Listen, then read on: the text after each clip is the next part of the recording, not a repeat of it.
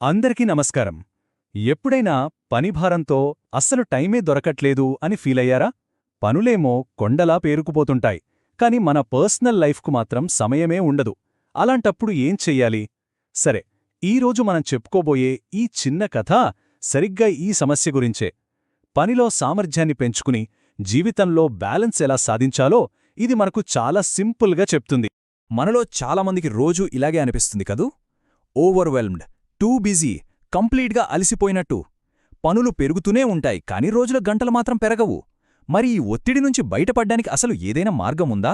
రండి, ఈ కథలో ఆ దారిని వెతుకుదాం. సరే, ఈ కథలో మన మెయిన్ క్యారెక్టర్ రావుగారు. ఆయన ఒక చిన్న స్కూల్కి ఓనర్. తన పని అంటే ఆయనకు ప్రాణం. చాలా ఇష్టపడి చేస్తారు. కాని ఆ ఇష్టమే ఆయన పర్సనల్ టైంని మొత్తం తినేస్తోంది. రావుగారి ఒక రోజు ఎలా ఉంటుందో ఒక్కసారి ఊహించుకోండి. టేబుల్ నిండా ఫైల్స్, ఆగకుండా మోగే ఫోన్ కాల్స్, ఒక మీటింగ్ అవ్వగానే ఇంకో మీటింగ్. ప్రతిదీ చేత్తో రాసుకోవడం, రికార్డ్ చేయడం. చెప్పాలంటే ఒక రకమైన చక్రబంధంలో ఆయన పూర్తిగా చిక్కుకుపోయారన్నమాట. అయితే ప్రతి కథలో ఒక టర్నింగ్ పాయింట్ ఉంటుంది కదా.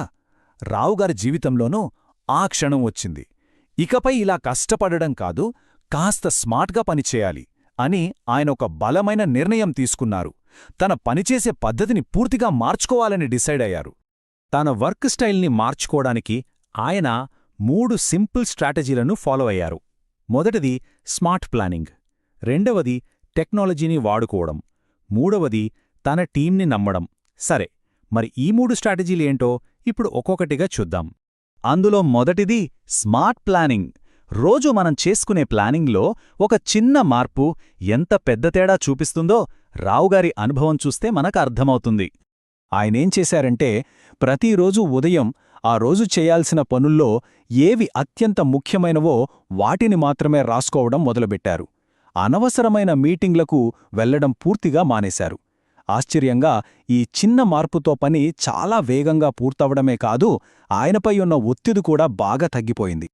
ఇక రెండవ వ్యూహం టెక్నాలజీని వాడుకోవటం. రోజూ చేసే రిపీట్ పనులను ఆటోమేట్ చేయడానికి సరైన టెక్నాలజీని ఎంచుకోవటం అనేది ఒక నిజమైన గేమ్ చేంజర్.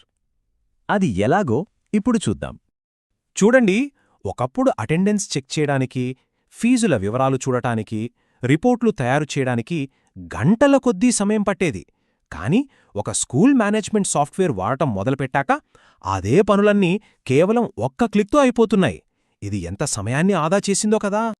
ఇక మూడవది, బహుశా అన్నింటికన్నా ముఖ్యమైనది, టీంని నమ్మడం.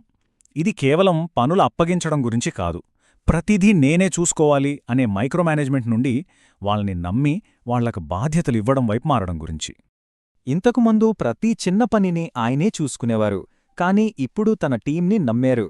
అకాడమిక్స్ బాధ్యతలను టీచర్లకు, అడ్మినిస్ట్రేషన్ పనులను ఆఫీస్ స్టాఫ్కు అప్పగించారు. దీంతో ఆయన కేవలం ఫైనల్ రిజల్ట్స్ మీద దృష్టి పెట్టి స్కూల్ డెవలప్మెంట్ కోసం కొత్త ఐడియాల మీద పని చెయ్యగలిగారు. మరి ఈ 3 స్ట్రాటజీలను అమలు చేసిన తర్వాత రావుగారి జీవితం ఎలా మారింది? ఆయన ఊహించిన దానికంటే కూడా చాలా అద్భుతమైన ఫలితాలు వచ్చాయి. అవేంటో చూద్దాం. ఇప్పుడు రావుగారికి దొరికింది కేవలం ఖాళీ సమయం కాదు, ఒక క్వాలిటీ లైఫ్. ఆయన ఆ సమయాన్ని స్టూడెంట్స్తో, వాళ్ళ పేరెంట్స్తో, అన్నింటికన్నా ముఖ్యంగా తన ఫ్యామిలీతో గడపగలుగుతున్నారు.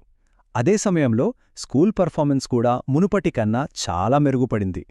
సో, ఈ కథ మొత్తం మనకు చెప్పే నీతి ఒక్కటే: మంచి ప్లానింగ్, సరైన టెక్నాలజీ, ఇంకా మన టీం మీద నమ్మకం.